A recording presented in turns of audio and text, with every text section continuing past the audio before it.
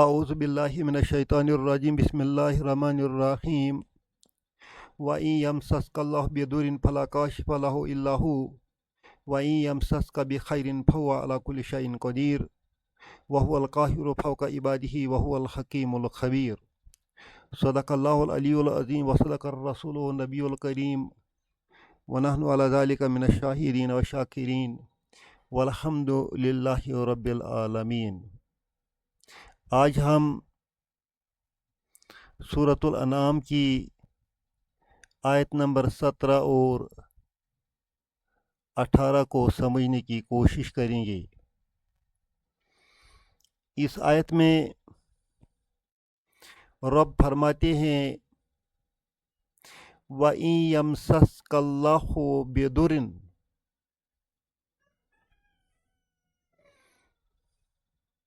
یہ جو یمسس کا ہے اصل میں یہ ورب جو ہے مسیسا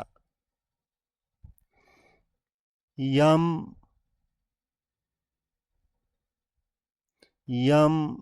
سا سو مسیسا یم سا سو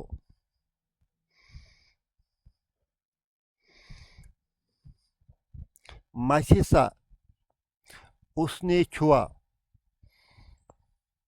ہی ٹچڈ، یمسسو ہی ٹچز۔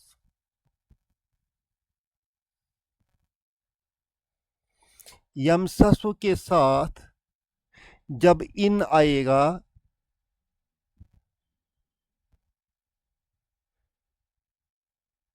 تو یہ ان اس کو مجزوم بناتا ہے، یم سسو کو یم سس بناتا ہے، سین پر جزم دیتا ہے۔ این یم سس، اس طرح یہ کنڈیشنل جملہ بنتا ہے کیونکہ ان جو ہے یہ حرف شرط ہے، یہ شرط کے لیے آتا ہے، اسی وجہ سے یہاں یمسس آ گیا، فعل مضارع۔ اللہ اس کا فاعل ہے یمسس کا۔ وَإِن یمسس اللہ، اگر اللہ چھوئے، کس کو چھوئے؟ کا تم کو، اگر اللہ چھوئے تم کو، کسے چھوئے؟ بدرن، تکلیف سے۔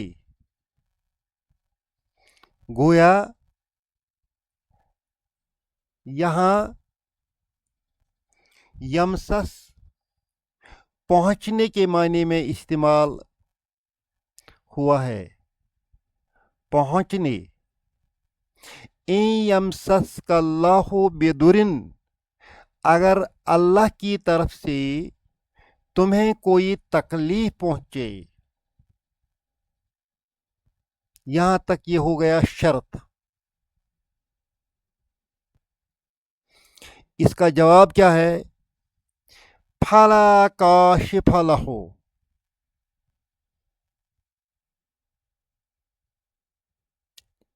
لا کاشف،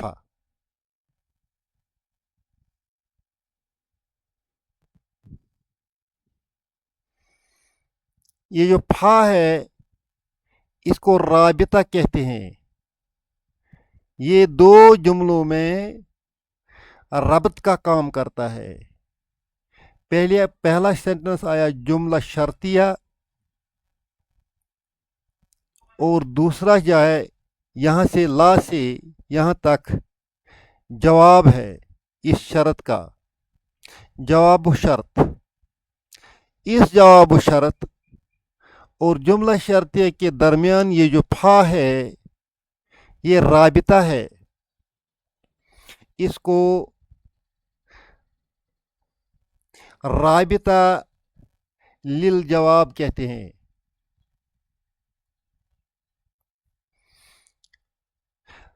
لا کاشفہ، لا جو ہے یہ لا نافیت للجنس ہے، نافیت للجنس،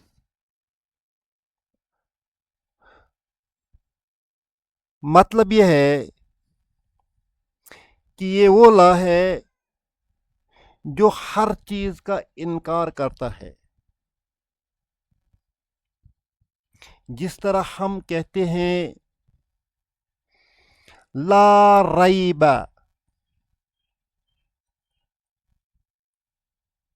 فیہ، کوئی شک نہیں ہے اس میں کسی بھی قسم کا. شک کے جتنے اقسام ہیں کسی بھی قسم کا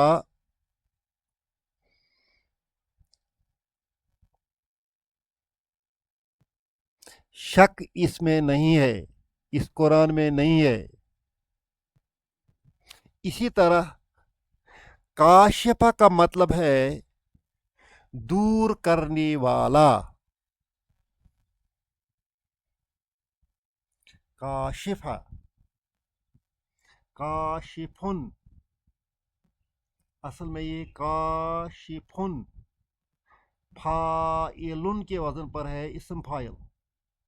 کاشفن، دور کرنے والا. لا کاشفہ، لا کی وجہ سے کاشفن کو دونوں پیش کٹ گئے، اور لا کی وجہ سے اس پر دو پیش کے بدلے ایک زبر آ گئی. لا کاشفہ، کوئی بھی دور کرنے والا، لہو، اس غم کو نہیں ہے، کوئی اس غم کو، اس پریشانی کو، اس تکلیف کو دور کرنے والا نہیں ہے، الا ہوا، مگر صرف وہ.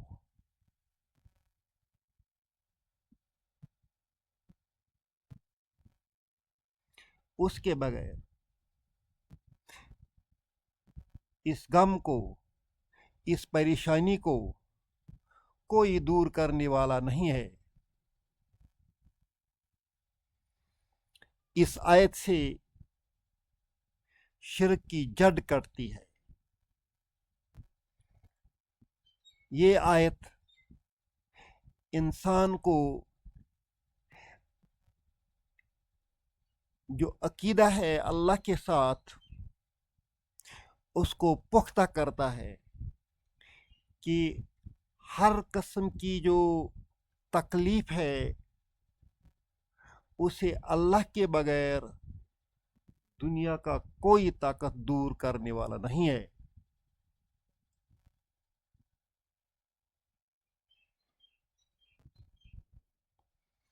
وَإِن يَمْسَسْكَ بِخَيْرٍ، دوسرا پارٹ، یہ بھی شرطیہ جملہ ہے. وَإِن يَمْسَسْكَ بِخَيْرٍ، اور اگر ان شرطیہ ہے، یمسس فعل مضارع ہے، کا مفعول بھی ہے، یہاں بھی کا مفعول بھی ہے، بدر متعلق فعل ہے، بخیر متعلق فعل ہے. ان یمسسک بخیر، اور اگر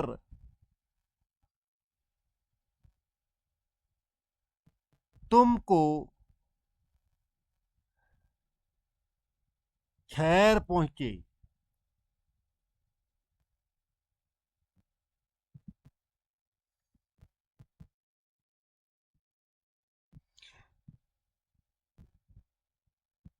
تو اس کو کوئی ہٹانے والا نہیں ہے. اگر اللہ کی طرف سے تم کو کوئی خیر پہنچے تو اس خیر کو کوئی ہٹانے والا تم سے نہیں ہے، وہ خیر تم کو پہنچ کر رہے گا. یہ پارٹ جو ہے یہ محذوف ہے، اومیٹڈ ہے. آپ قرآن کے متن میں اس پارٹ کو نہیں پاؤ گے. یہ تو جواب ہے، جواب و شرط ہے. یہ جواب و شرط جو ہے یہ اومیٹڈ ہے، محذوف ہے. کیوں محذوف ہے؟ اب یہ بات انڈرسٹوڈ ہے. وَإِن يَمْسَسْكَ بِخَيْرٍ، اگر تمہیں کوئی خیر پہنچے، فَهُوَ قَدِيرٌ، پس وہ قدرت رکھتا ہے. ہوا مبتدا، قدیر اس کی خبر ہے. عَلَى كُلِّ شَيْءٍ، علی حرف جر ہے، کل مجرور ہے، وہ مضاف، شیئن مضاف الیہ ہے. یہ علی کل شیئن جو ہے یہ متعلق ہے اس خبر کے. فہو قدیر، اور وہ قادر ہے، علی کل شیئن، ہر چیز پر قادر ہے. فہو علی کل شیئن قدیر. اب اس کو رب نے پرائیورٹائز کیا ہے، اس کو قدیر سے پہلے لایا ہے تاکہ اس سے اس جملے میں تاکید پیدا ہو جائے. فہو علی کل شیء قدیر، تو وہ ہر چیز پر قدرت رکھنے والا ہے، قادر ہے. اس پر مزید دوسری آیت میں رب فرماتے ہیں وَهُوَ الْقَاهِرُ فَوْقَ عِبَادِهِ. ہوا مبتدا، القاہر اس کی خبر ہے، فوق ظرف ہے، عبادی مضاف الیہ ہے، یہ بھی مضاف الیہ ہے. اسی طرح ہوا مبتدا ہے، الحکیم اس کی خبر نمبر 1 ہے، الخبیر خبر نمبر 2 ہے. وَهُوَ الْقَاهِرُ، اور وہ قاہر ہے. یہ اردو کا معنی نہیں دیتا ہے، یہ کنٹرول کے معنی میں ہے. جس طرح ہم اردو میں قاہر استفعال لفظ کرتے ہیں وہ معنی اس قاہر کا نہیں ہے. عربی میں قاہر کا معنی ہے کنٹرول، قدرت. وَهُوَ الْقَاهِرُ، اور وہ قدرت رکھتا ہے، فوق عبادی، ہر بندے کے اوپر اللہ تعالیٰ قدرت رکھتا ہے. وَهُوَ الحکیم، اور وہ دانا ہے، الخبیر خبردار ہے، ہر چیز کی خبر رکھنے والا ہے. اللہ ہم سب کو رب پر توکل کرنے کی توفیق عطا فرمائے. اس آیت سے ہم یہ سیکھتے ہیں کہ کچھ بھی حالات ہوں تو ان حالات میں انسان کو جو دکھ پہنچے، جو خیر پہنچے، دونوں اللہ کی طرف سے ہیں. نفع دینے والا بھی ہے وہی ہے، تکلیف پہنچانے والا بھی اسی کی حکمت کی وجہ سے ہے. اگر ہم اس پر ایمان رکھتے ہیں تو ہم گمراہ نہیں ہو جائیں گے. ہم تکلیف کے وقت ان لوگوں کے پیچھے نہیں پڑیں گے جن میں عرف عام میں ہم پیر کے نام سے جانتے ہیں. ہم اس دور میں بھی اپنے رب سے ہی آہوزاری کریں گے. ربنا تقبل منا انک انت السمیع العلیم.